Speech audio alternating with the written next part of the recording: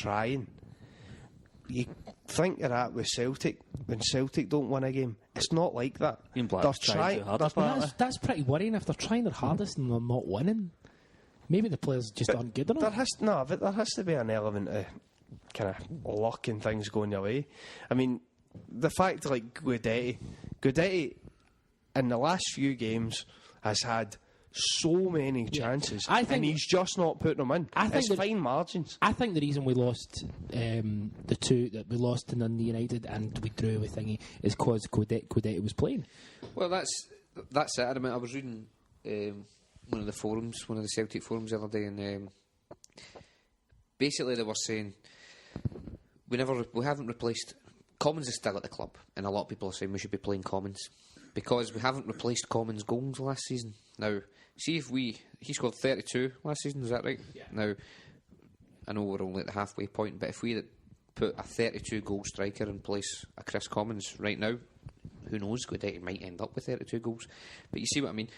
If we stuck those 32 goals into the side, people wouldn't be talking about Commons and we wouldn't be having this problem. I think that is the crux of the matter. We don't have a forward who's taking all the chances, and when we do that, I think a lot of the criticisms of Deila will disappear. But is it just that the striker's misfiring, or are we not? Well, is that just it? I think the point is too simplistic. Yeah, no, I think you're making a good point. But what I would say is, Guidetti's went on maybe 5 games where he's not. It's not just that he's not scoring; he's not performed particularly well, right? Griffiths and Skepovic haven't been given that opportunity. They've not been given the opportunity to play 5 or 6 games and not play well. Griffiths, every time he's come on as a sub, he's looked bright. He's been impressive when he's played in the Europa League. He looked really good. One of the best performances, the last home game. The point is, Guidetti is being given a little bit more freedom because we don't have him and we want him. So, look, we'll play you even when you're not playing well, just to get him to sign that contract, and then who knows how things will change. The point is, Skepovic, who everyone's written off already, without giving the guy a fucking chance, right? He scored a terrific goal against Dundee United that was disallowed. It's got a great touch. For whatever reason.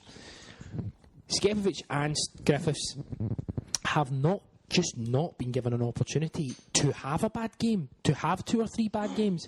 Skepovic at times has started and hasn't maybe, he's missed chances as well, fair enough. But that's one game. Guidetti has had a long period of time where he's played poor and he's still in the team. Guidetti needs to be rested. Fuck because him. Put him out. Put him out though, because as you're saying there, then I feel like this happens with Celtic quite a lot. Well, people get, especially if it's loan players that we don't have, right?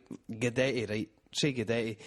He's built up, and people say how good he is, and we've wanted him for this long. By the way, you said that as well, so let's not... Of course, but he gets built up to the point where he is suddenly undroppable and he's fantastic and you can't have a bad word said about him.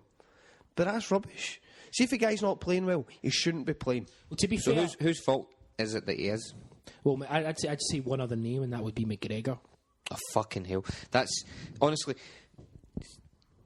Do you think your neighbours are knocking down? Was that just walking? Anyway. Could be worse, it could be my neighbours. We'll get to that in a minute. Right. We'll put it this way, right? Deila, for me, has got 2 really bad blind spots this season. Mulgrew and McGregor. Now... We were fairly positive about McGregor earlier in the season because he got a few goals, especially in Europe. I wasn't. No, that was I, wasn't? No, you weren't either. Aye. We were the 2 ones who held I wasn't here, but I was negative as hell, by the way. Love it. Terrific. Oh, the guy scored, I remember he scored an early goal in Warsaw. He scored... Against the Helsinki or the Icelandic team. Yeah. I think he scored in Maribor as well. Yeah, he might have, yeah. He did, yeah. Right, well, so... Go with that. Reykjavik. Sorry? Reykjavik. Yeah. What did I say? Iceland. I said Helsinki, so I apologise. Yeah, that's Finland, isn't it? Yeah, but I mean, he scored goals, and I think I've compared him. I've compared him to Collins. Collins? Jesus. John Cottley's assistant manager. No. Commons a couple of times because he scores goals. However, it masks shite performances, and he stopped scoring now. Though he stopped scoring. It's the same as Commons. And John Collins. When they don't score, you can see for all that their performances are absolutely shite. McGregor should get the fuck out of the team. He's not. He's just not good. contributing anything. He's just not. He's clearly not good enough, and that happens, and that's fair enough. But blind spot's the perfect word, because I don't know. Now, you'll get the old argument that, you don't see him in training, you don't know how well. Fair enough, I don't see him in training, but you know what? I see him when he's playing for Celtic, and he's not very good. He had there was a whole big buzz about him when the Maribor game at home, and we were almost relying on him, and he was dreadful. Shit. He was dreadful. Right. Now, he's a 20, and hold on a minute, he's a 21-year-old guy. He is... who knows what's happening in his personal life? Maybe he's got other things in his mind, whatever. But I don't know why I said that. That was weird. The point is, the point Three is, birds on the go. Tell us more. at 21, he's a year younger than John Guidetti. The point is, He's 11 years younger than you, Chris. well, no need to be nasty about it. Were you not pretty much at secondary school when he was born? Eh? Suck a dick. The point is, if you're not playing well, you shouldn't be in the team. And that goes for every single player, Correct. with the exception of Lustig. So, Of course. And Ambrose. that's another good point. You talk about blind spots. And Gallagher. How the fuck does Ambrose get a game? You can Because see why. he's You can see, experienced. you can see why we're That's conflicted. literally it. You can see why we're conflicted about Deila. I mean, we love. I mean, It's a look, bit like Louis when he said he was conflicted earlier. yeah, He's a Catholic, but he loves premarital sex. it's true. It's just you just need to weigh up. I know what's the way up the good and the bad. You're on your way anyway. It's fine. But no, are conflicted though, because premarital sex is pretty good. Smashing. No, we are conflicted though, because we want Deila to do well.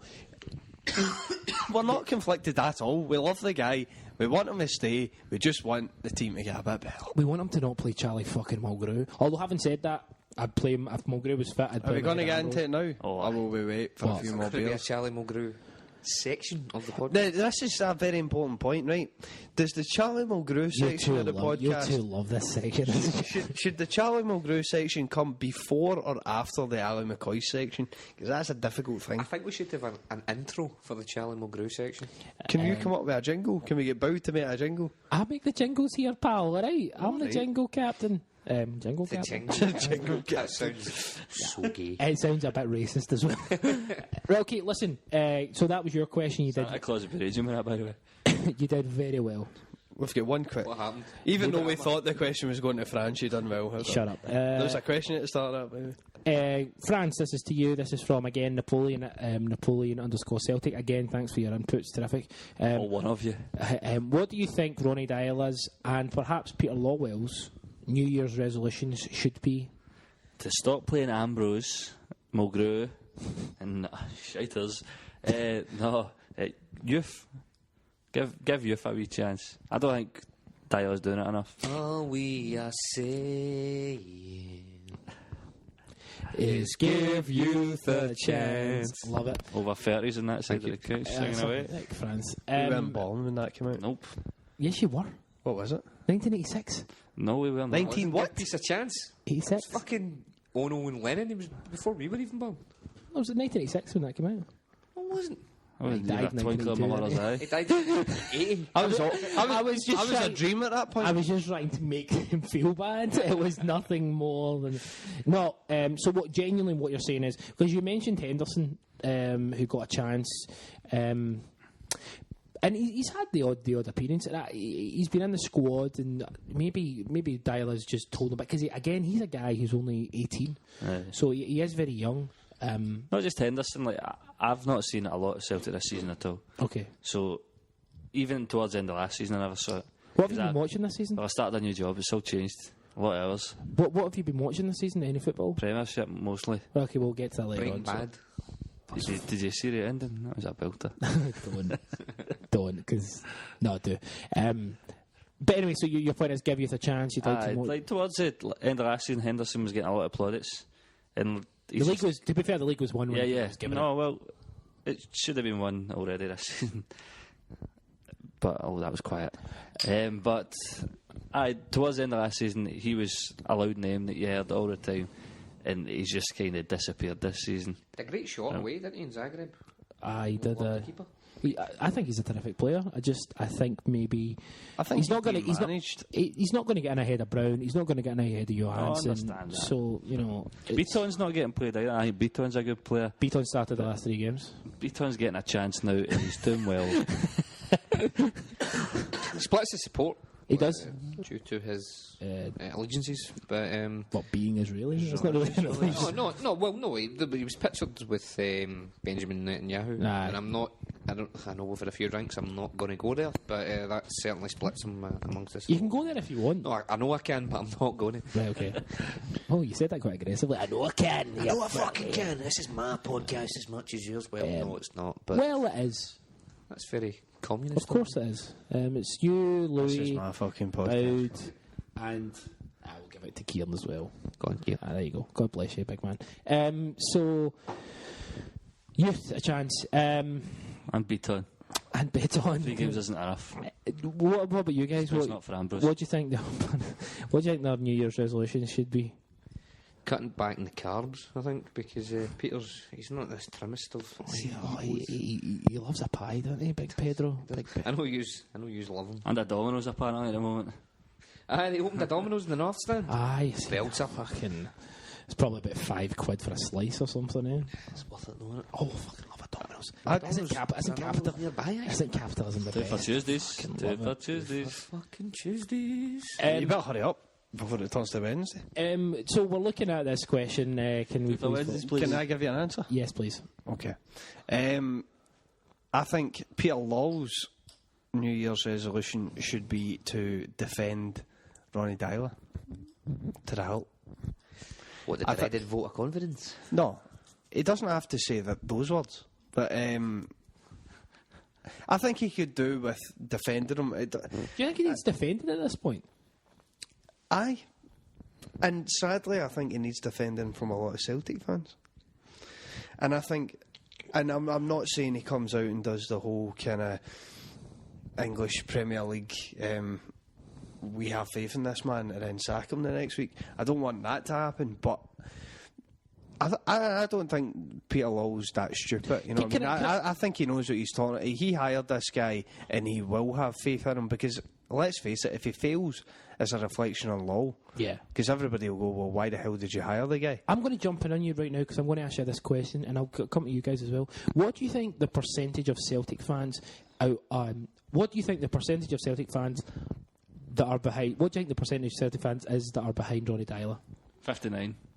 That are behind him? 59. I would have said 69 if I was you, but there you go. I'm not a dirty-minded boy. I was raised right. See why he's conflicted. His mum, dad are lovely, I know. Good peoples. I'm asking him a question. Right. Why though? Sorry, I think... sorry, Louis, take it away. What was your question? You said that. The percentage of Celtic fans that are behind him, support him, I think would be 30%. You think 70% of the fans? I think the vast majority of Celtic fans are very sceptical of a guy they don't know. Do you think that's got to do with their lack of knowledge of football, or do you think that's just because they prefer to have a Celtic man in charge? A Celtic man in charge. Because, let's face it, we didn't know who Ronny Deila was. So knowledge of football, I don't think, comes into it too much. But I think if you listen to what the guy has said since he came to the club, you've seen it in glimpses in the way the team have performed. But if you actually take time to listen to what he says, listen to how he wants his teams to play, how could you not be impressed with that? Fair enough, it's one thing to talk about it and it's one thing to see it on the pitch. And listen, I don't have a season ticket this year. After having it for 3 years, I don't have one this year, so I understand people are paying their hard-earned to go and watch it. And if they're going to watch games and it's rubbish, they have a right to be pissed off about it. I get that. But I think there's a lot of people who don't connect with the man. And I think there's been talks in the club to rectify that. And I'm not going down the route of, who was it? Andy Walker saying how everything he was doing, we got up to the fans, was premeditated and all that. I don't think it goes to that point, but I do think that is something that's been recognised and have gone, you know what, fans can't connect to this guy because they don't know him, and that worries me.